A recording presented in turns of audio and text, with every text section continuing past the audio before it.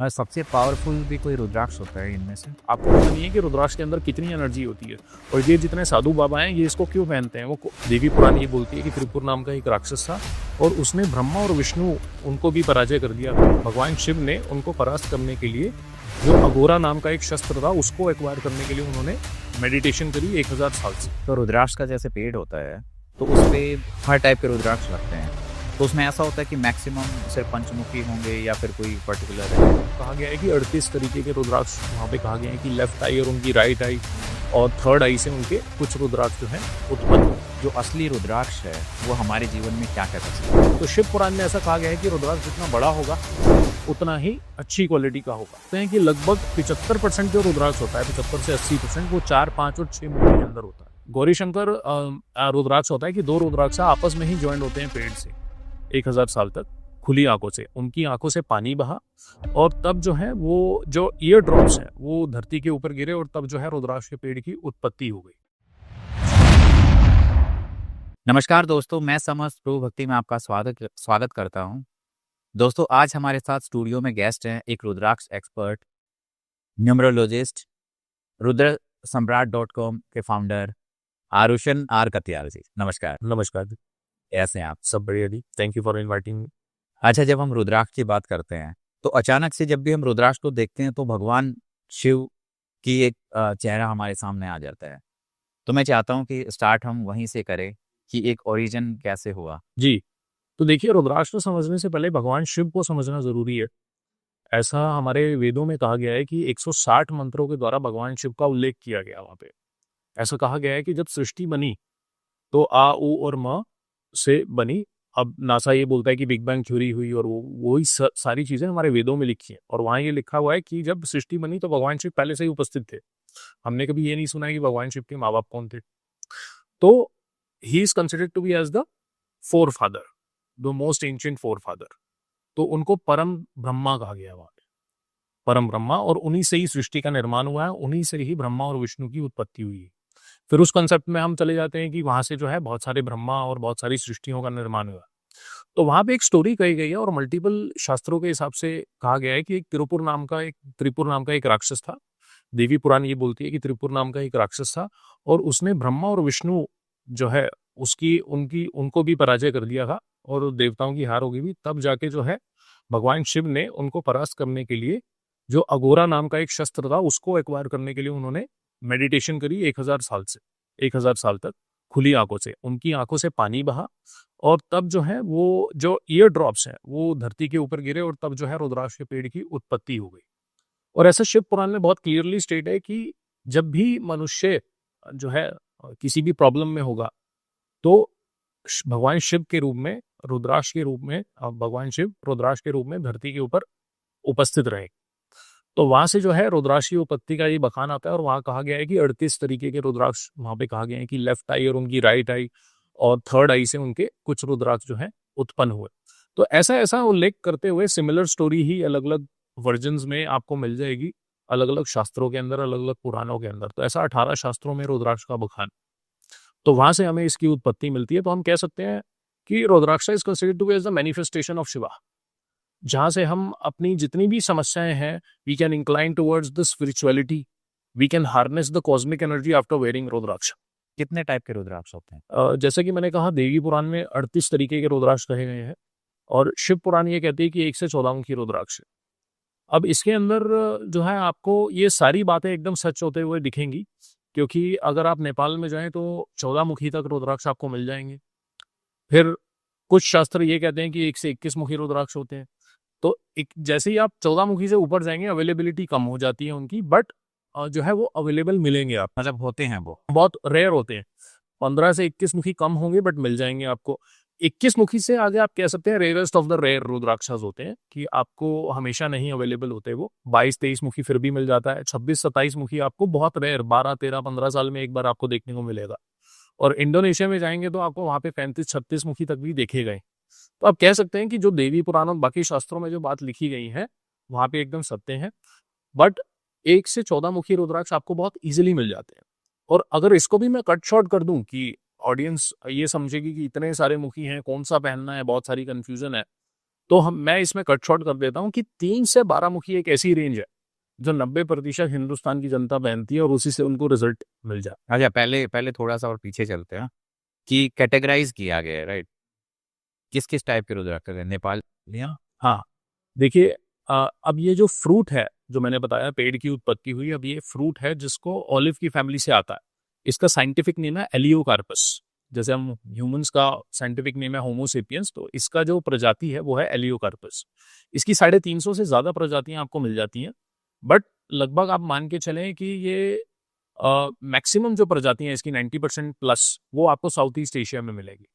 आपको इंडिया के अंदर भूटान, नेपाल, चाइना, श्रीलंका या इंडोनेशिया, मलेशिया, यहाँ पे जो है ये सारी प्रजातियां आपको मिल जाएंगी। लेकिन मेजर 2 टाइप के हैं। मेजरली 3 टाइप की हैं, मैं आपको बता देता हूँ।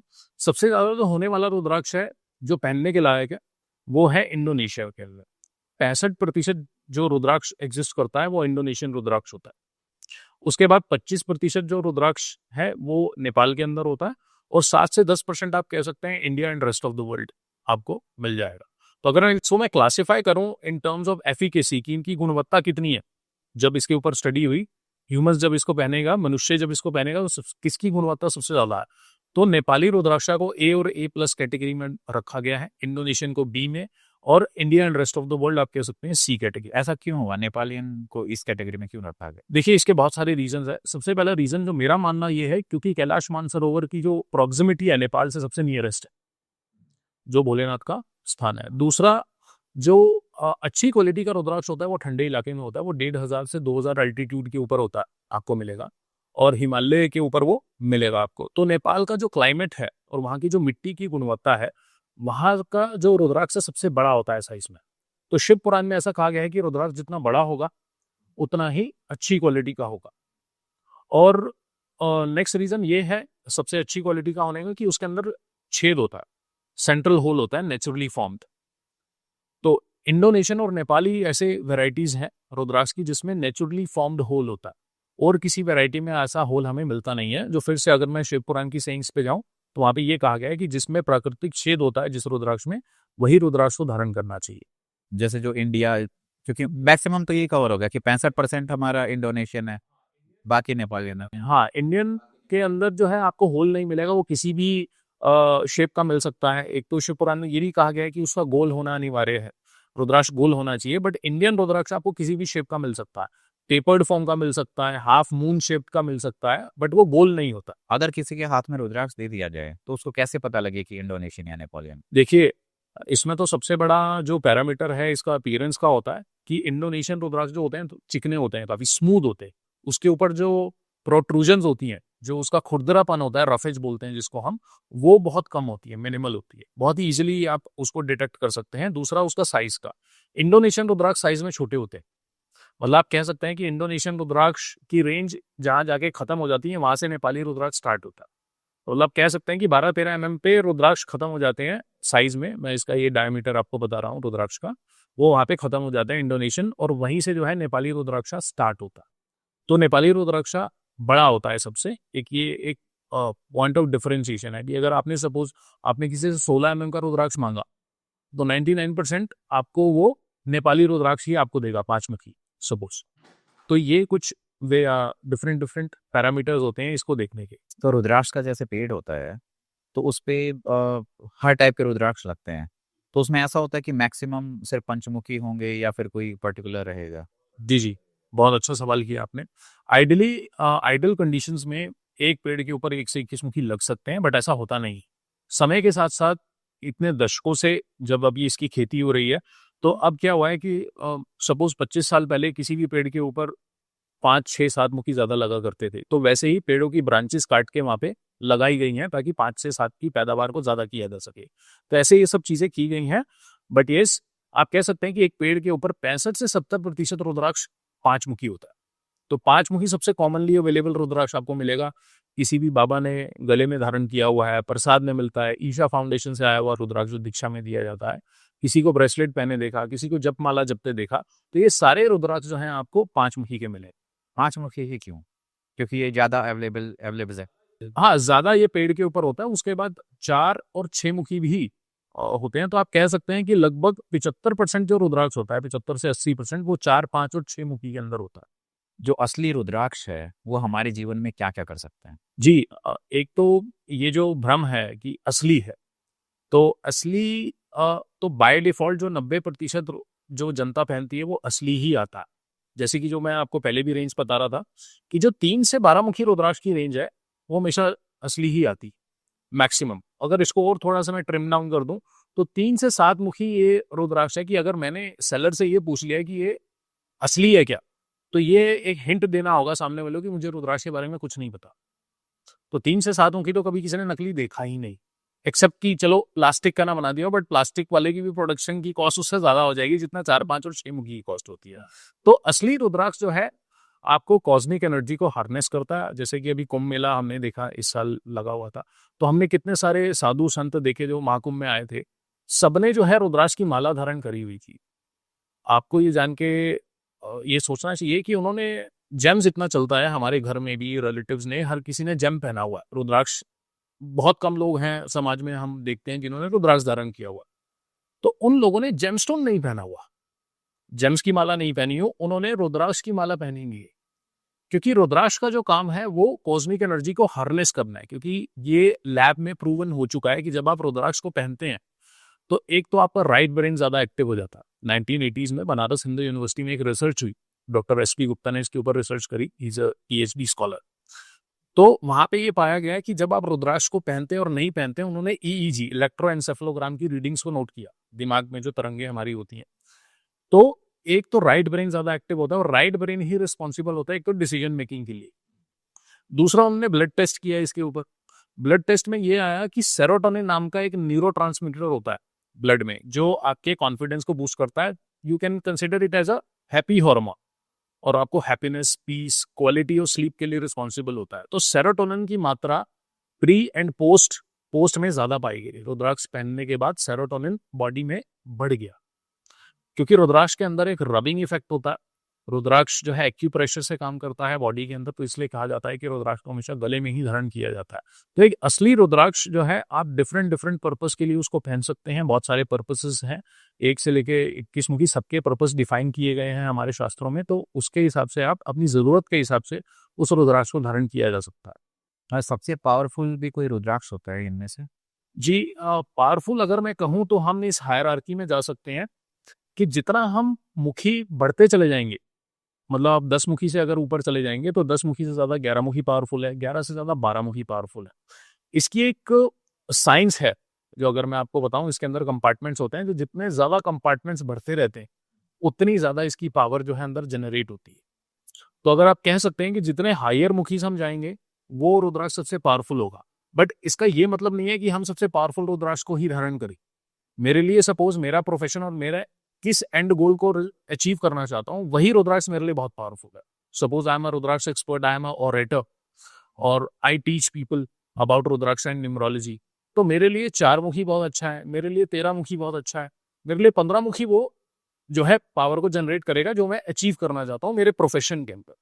मैरिटल लाइफ को सॉर्ट करना है तो वो पावरफुल रुद्राक्ष किसी और के लिए वो पावरफुल हो सकता है। अच्छा, ये अकॉर्डिंग टू मतलब जो हमारा पर्पज है। पर्पस है किसके लिए पहनना चाह रहे हैं। अब ऐसा नहीं है कि एक ही पैरासीटामोल सभी को उतना ही असर कर देगी।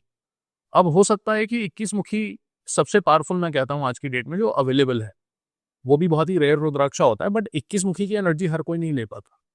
21 मुखी के लिए भी बॉडी को तैयार करना पड़ता है पहले। लोगों को ऐसा लगता है कि हम सबसे पावरफुल और हायर मुखी का रुद्राक्ष पहन लेते हैं और लाइफ इज सॉर्टेड।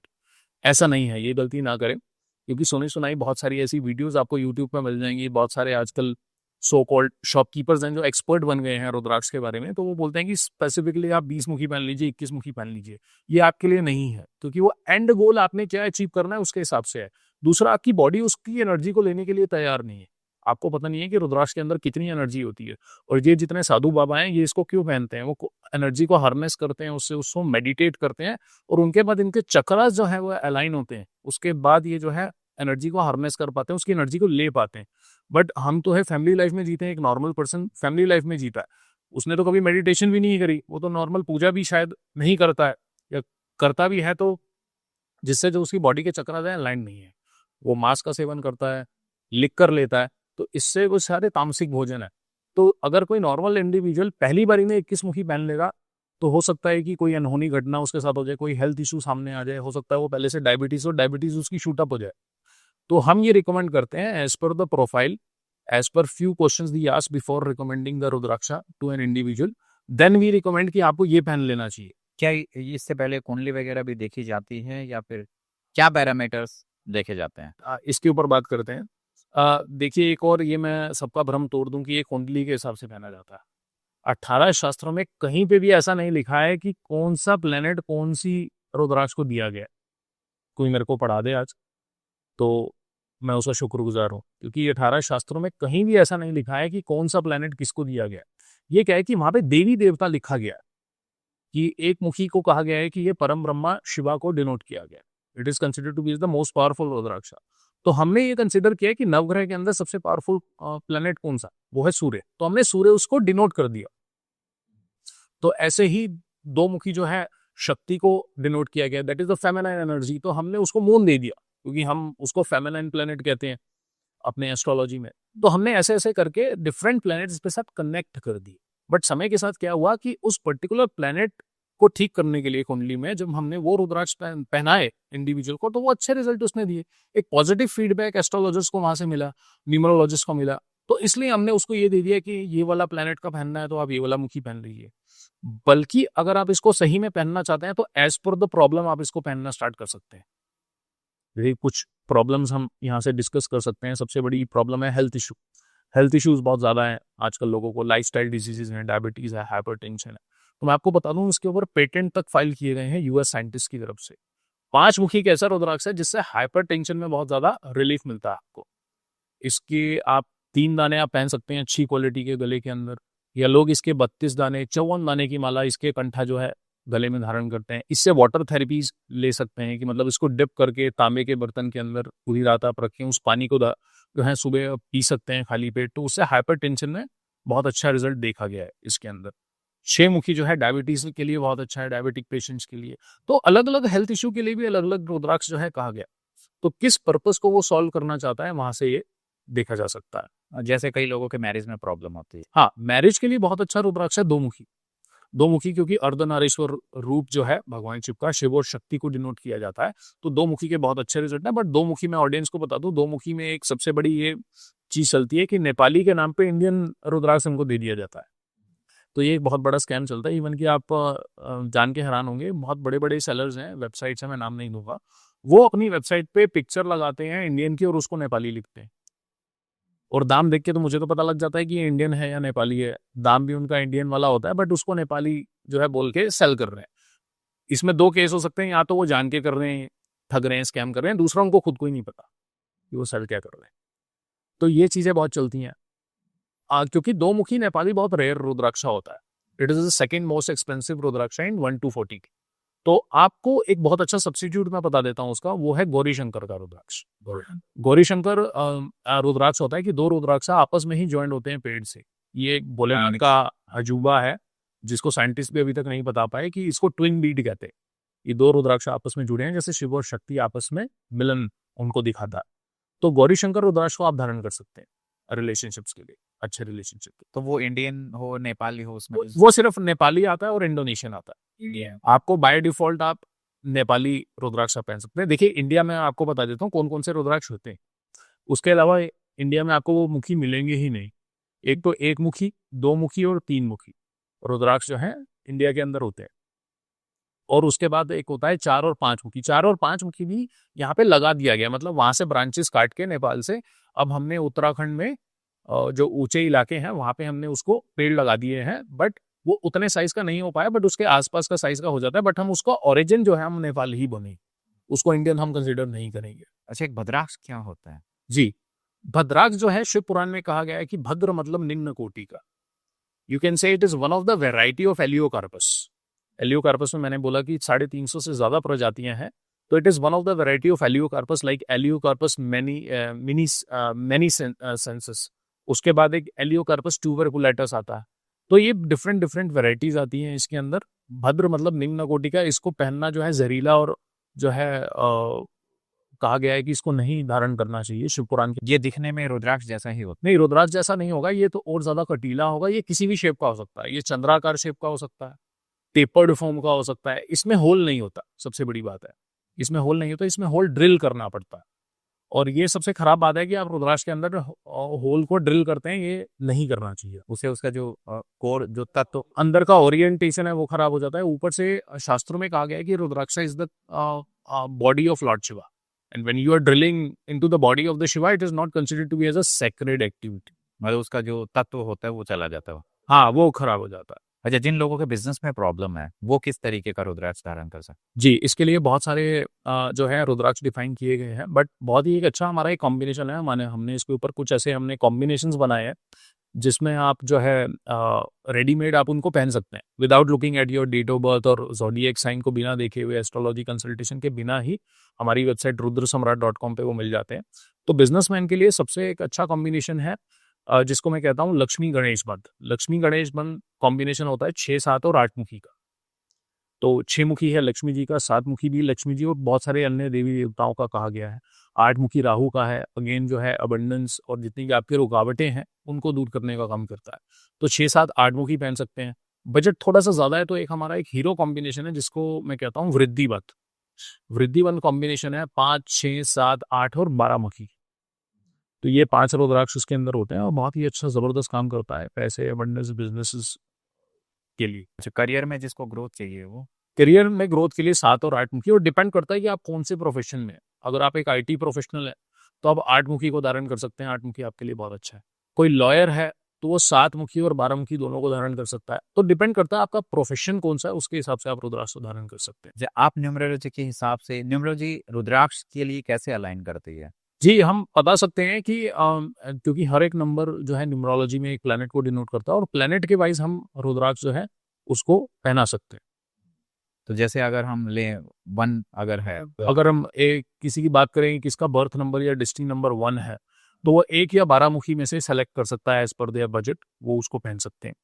उसके बाद अगर 2 नंबर का है, BN अगर उसका 2 है या डेस्टिनी 2 है तो वो 2 मुखी या गौरी शंकर में से सेलेक्ट कर सकता है। 3 मुखी के लिए क्योंकि ये मंगल को दिया गया है तो 3 या 11 में से सेलेक्ट कर सकता है एज पर द बजट। 4 मुखी 4 नंबर का है, BN या DN उसका 4 है तो ये राहु को डिनोट किया गया है। 8 मुखी या गणेश रुद्राक्ष जो है वो धारण कर सकता है। 5 नंबर BN या DN 5 है तो ये मरकरी बुध को दिया गया है तो वो 4 मुखी को धारण कर सकता है। 6 मुखी है BN या DN 6 है तो ये शुक्र को दिया गया है। 6 और 13 मुखी में से कोई भी वो सेलेक्ट कर सकता है एज पर द बजट। और उसके बाद BN या DN 7 है जो केतु को दिया गया है, वो 9 मुखी जो है पहन सकता है। 8 जो है BN DN वो शनि को दिया गया है तो इसके लिए 7 मुखी, 11 मुखी और 14 मुखी as per their budget. But 7 और 11 मुखी का अगर कॉम्बिनेशन पहन लेते हैं, जो भी लोग अगर शनि से पीड़ित हैं या BN DN जिनका 8 है, उनमें बहुत अच्छे मैंने रिजल्ट देखे हैं। उसके बाद जो BN और DN 9 है जो मंगल का कहा गया है अगेन, तो वो उसके अंदर 3 और 11 मुखी को कहा जा सकता है। सॉरी, एक बीच में मैंने उसको गलत कह दिया। BN और DN अगर 3 है आपका तो ये जुपिटर का है, इसमें 5, 10 या 15 मुखी में से आप सेलेक्ट कर सकते हैं। अच्छा, कई बार ऐसा होता है कि कुछ लोग सिंगल रुद्राक्ष धारण करते हैं कि एक धागा होगा, धागे में एक रुद्राक्ष। कई बार क्या होता है कि कुछ लोग रुद्राक्ष की माला पहनते हैं।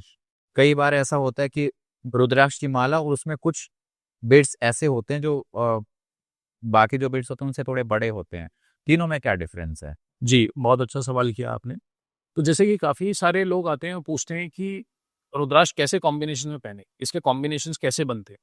तो देखिए, शास्त्रों पे पहले रुक करते हैं कि शास्त्रों में कहा गया है। शास्त्रों में कहा गया है कि इसको हजारों की संख्या में पहनने के लिए कहा गया।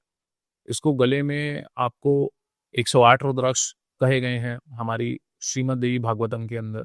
कानों पे रुद्राक्ष को पहनने के लिए कहा गया है, शिखा पे, छाती के ऊपर, बाजू के ऊपर, कंधों के ऊपर इसको पहनने के लिए कहा गया। मतलब हजारों की संख्या में रुद्राक्ष को पहनने के लिए वहां पे कहा गया।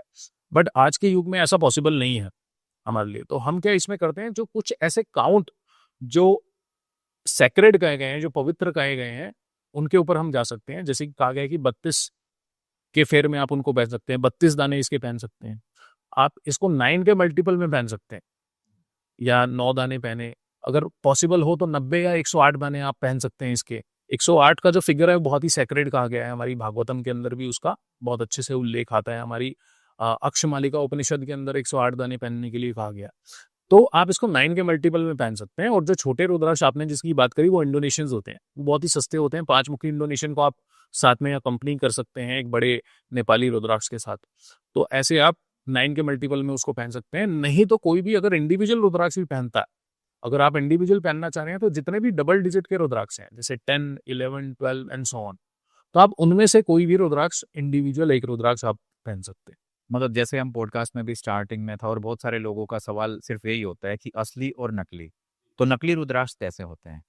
जी, सबसे पहले तो ये सवाल जो है 90% लोग जो रुद्राक्ष खरीदने आते हैं सबसे पहले यही पूछते हैं कि क्या ये प्योर है, क्या ये ओरिजिनल है, नकली तो नहीं है।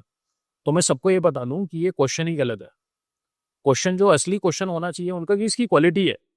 कि जब हम अपना कोर्स कराते हैं रुद्राक्ष कोर्स, 3 दिन का कोर्स रहता है हमारा, उसमें पहली लाइन हम सबको ये लिखवाते हैं कि rudraksha is all about quality, rudraksha is not about authenticity, because rudraksha is a fruit.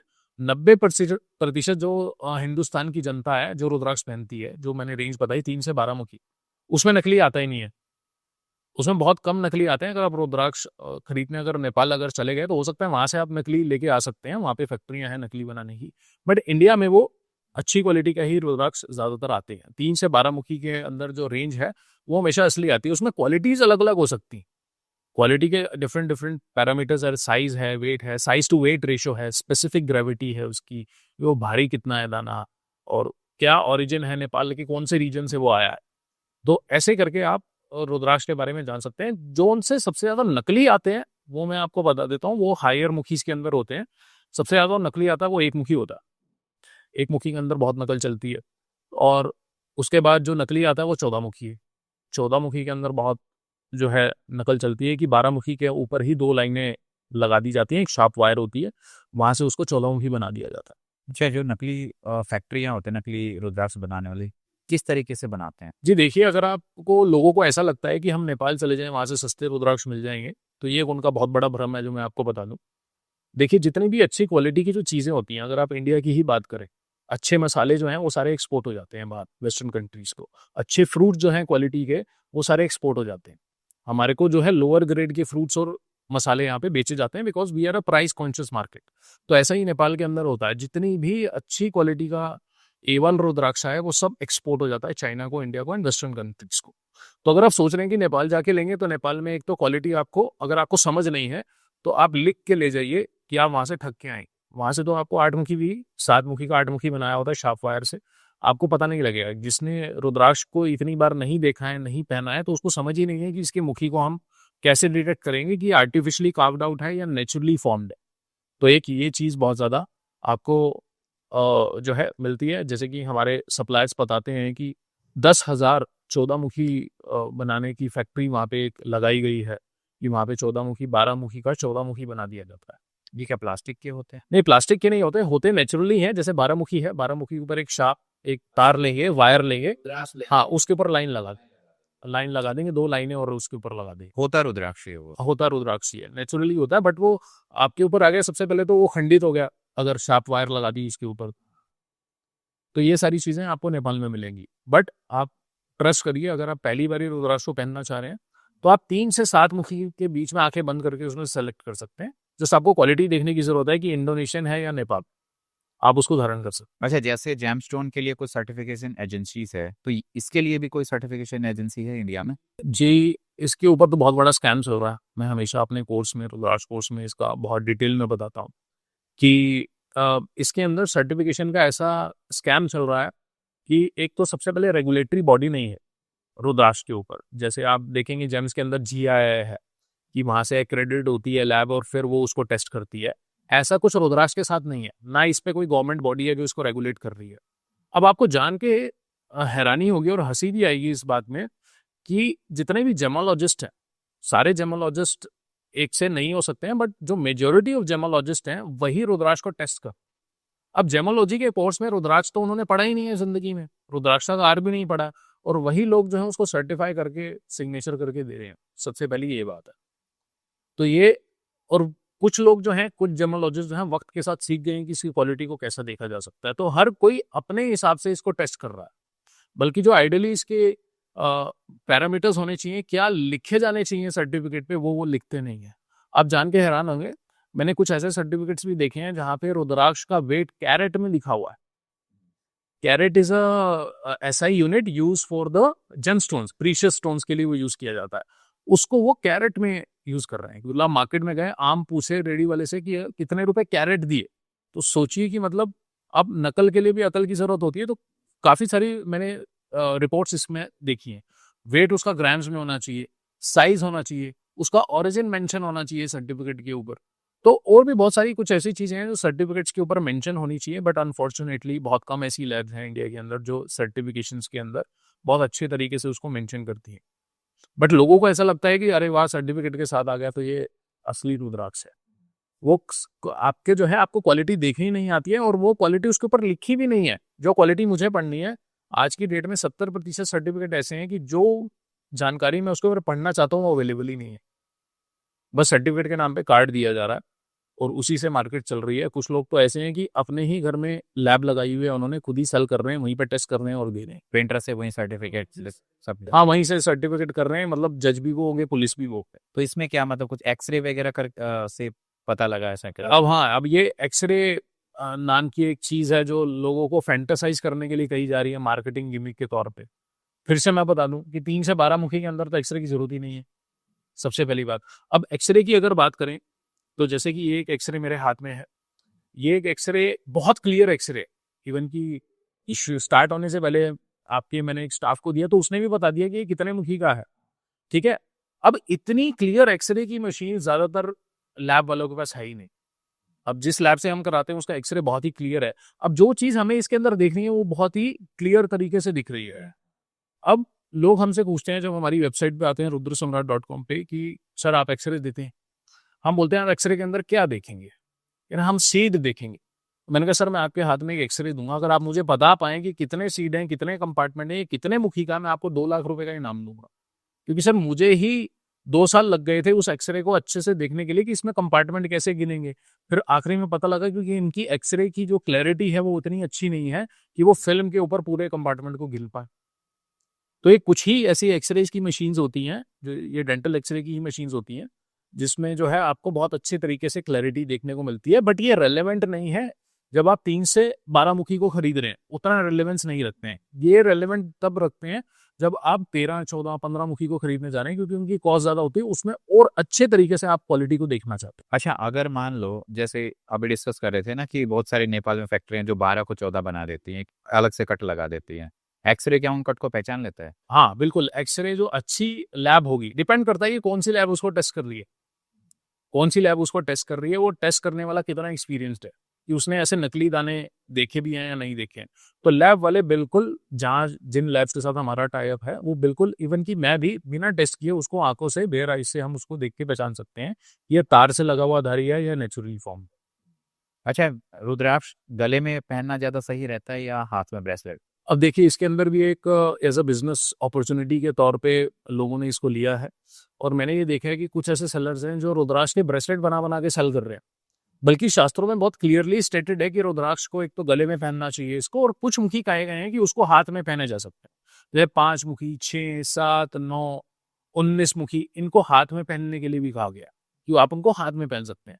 But अगर मैं साइंटिफिक रीजनिंग के पीछे जाऊं कि आप इसको अपने हार्ट चक्र, अनहाटा चक्र के पास जब इसको पहनते हैं और चेस्ट के ऊपर सरफेस एरिया ज्यादा होता है, तो रबिंग इफेक्ट, एक्यूप्रेशर इफेक्ट ज्यादा होता है, तो गले में ही पहनना सबसे एफिशिएंट होता है। आपको बहुत अच्छे रिजल्ट तब मिलते हैं जब आप इसको गले में पहनते हैं as comparatively to your wrist. और क्या क्या सावधानी बरतनी चाहिए? जी देखिए, ऐसी कोई सावधानी नहीं बरतनी चाहिए। सबसे पहले तो मैं ये कहूंगा कि रुद्राक्ष हर किसी को एक्सेसिबल नहीं है। अगर हर किसी को ऐसा लगता है कि रुद्राक्ष पहनने से ऐसा हो जाएगा, वैसा हो जाएगा, तो ये बहुत ही क्लियरली स्टेटेड है श्रीमद् देवी भागवतम के अंदर कि पिछले जन्मों के कुछ संचित पुण्य हैं, इस वजह से आपके पास रुद्राक्ष अगले जन्म में एक्सेसिबल होगा। अगर वो नहीं है तो आप जितना मर्जी ले लीजिए। आपने सुना होगा कि फलाने बाबा ने हमें रुद्राक्ष दिया, बट वो पहनने का सौभाग्य उनको नहीं है, वो उन्होंने मंदिर में रख दिया, उसको कभी धारण ही नहीं किया या गुम हो गया। तो हर किसी को ये सौभाग्य नहीं मिलता। अच्छा, आपने ये पूछा क्या सवाल था, सॉरी मैं। कि क्या क्या सावधानी बरतने चाहिए? हाँ, सावधानी क्या-क्या बरतनी चाहिए, ऐसी कोई भी सावधानी वहाँ पे नहीं लिखी गई है। मैं आपको फिर से एक जो है मैं इसलिए पूछ रहा हूँ, कई बार ऐसा होता है ना कि जैसे लोग तुलसी माला पहनते हैं, जी, तो उनको मांस मदिरा से दूर रहना पड़ता है। जी, इसमें 2 चीज़ें मैं आपको बता देता हूँ। शिव पुराण जो कि काफ़ी बार रीराइट किया गया है, पिछले 200-300 साल में शिव पुराण को काफ़ी बार रीराइट किया गया। उसमें ये कहा गया है कि प्याज, लहसुन, नॉन-वेज, लिक्कर से दूर रहना चाहिए इसको पहनने के बाद। और श्रीमद् देवी भागवतम ये कहती है कि इवन की जो लिक्कर और नॉनवेज भी लेता है, अगर वो भी रुद्राक्ष को धारण कर लेता है तो उसके भी पाप जो हैं वो मिट जाते हैं। वहां उससे रिवर्स लिखी है। इवन की जब आप हमारे शास्त्र पढ़ेंगे, इवन की शिव पुराण को जब पढ़ा जाएगा तो उसके अंदर ये भी आप देखेंगे कि जो भोलेनाथ के भक्त हैं वो असुर भी हैं और देवता भी हैं। अब रावण था, रावण तो सबसे बड़ा भक्त था भोलेनाथ का, वो भी रुद्राक्ष की बहुत सारी मालाएं धारण करी हुई थी उसने। तो अब जो ये राक्षस हैं, जो दानव हैं, वो अन्न नहीं खाते, वो मदिरा पीते हैं, खून पीते हैं और मांस खाते हैं।